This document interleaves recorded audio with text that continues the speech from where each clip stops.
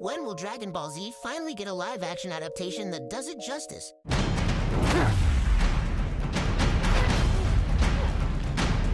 Like the video and break the subscribe button if you find my videos interesting as I give my opinion.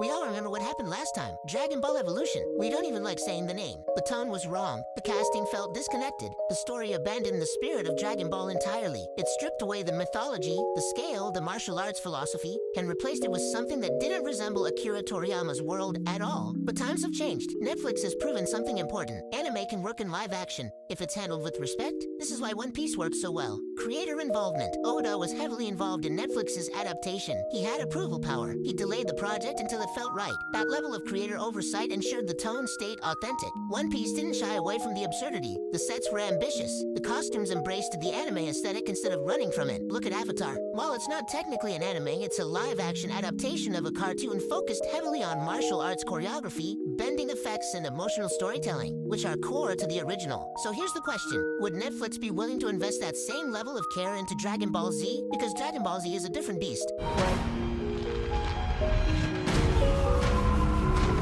The visual effects alone would demand an Avengers-level budget per season. That's where the hesitation begins. Dragon Ball is one of the most recognizable anime franchises on Earth. It's bigger globally than most Western superhero brands, which means the risk is enormous. That damage would be irreversible. But here's why the timing might actually be perfect. Hollywood has finally figured out long-form storytelling for fantasy and sci-fi. Streaming allows arcs to breathe. A series could dedicate entire episodes to character growth. Season 1 could focus purely on the science saga with at least 20 episodes, each episode lasting 40 minutes.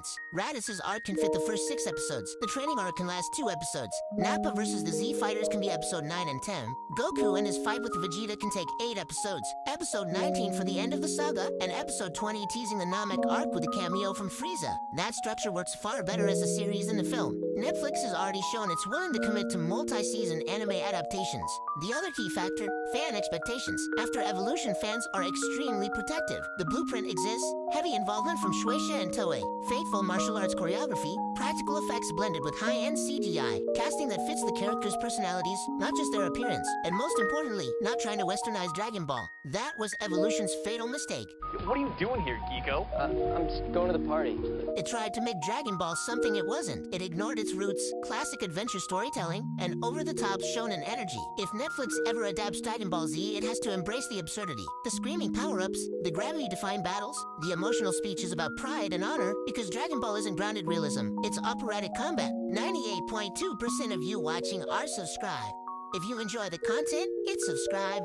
It's free, it helps the channel grow, and you won't miss what's coming next. There's been no official announcement of a Netflix Dragon Ball Z live-action project, but that doesn't mean conversations aren't happening behind the scenes. Netflix is aggressively expanding its anime live-action catalog. One Piece's success proved audiences will show up. Avatar demonstrated spectacle can translate. Dragon Ball Z is arguably the final boss of anime adaptations. If Netflix wants to dominate the genre, this is the crown jewel. There's one more obstacle. Creative trust. Would Shueisha and Toei risk another adaptation so soon after Evolution's reputation? They would likely demand unprecedented oversight. That's a good thing. If Dragon Ball Z gets adapted again, it cannot be rushed. It needs a visionary showrunner who understands shonen storytelling, a fight choreography team rooted in real martial arts, a VFX budget comparable to major superhero franchises, and at least 20 to 24 episodes per season. You might be asking, why do you want this? Because Dragon Ball Z shaped generations. Watching Goku go Super Saiyan for the first time is a core memory for millions of people. Seeing that moment recreated faithfully in live action,